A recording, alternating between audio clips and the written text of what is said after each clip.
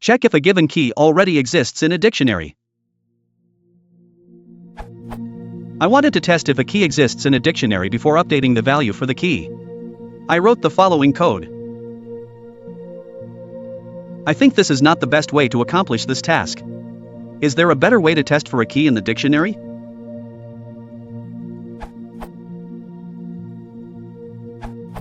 Use key in my_dict directly instead of key in my_dict.keys. That will be much faster as it uses the dictionary's O(1) hashing as opposed to doing an O(n) linear search on a list of keys. You can shorten your code to this. However, this is at best a cosmetic improvement. Why do you believe this is not the best way?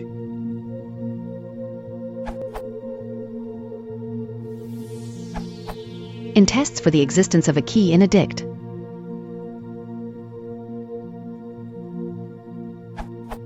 use dict.get to provide a default value when the key does not exist. To provide a default value for every key, either use dict.setDefault on each assignment, or better, use defaultdict from the collections module.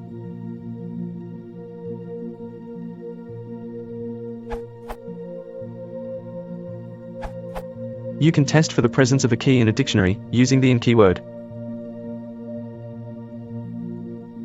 A common use for checking the existence of a key in a dictionary before mutating it is to default initialize the value, e.g. if your values are lists, for example, and you want to ensure that there is an empty list to which you can append when inserting the first value for a key.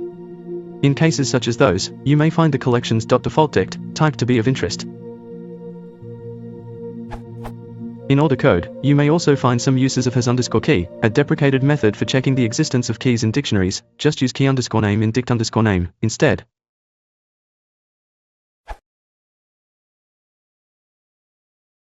Смарт-срочно, пуск сроки,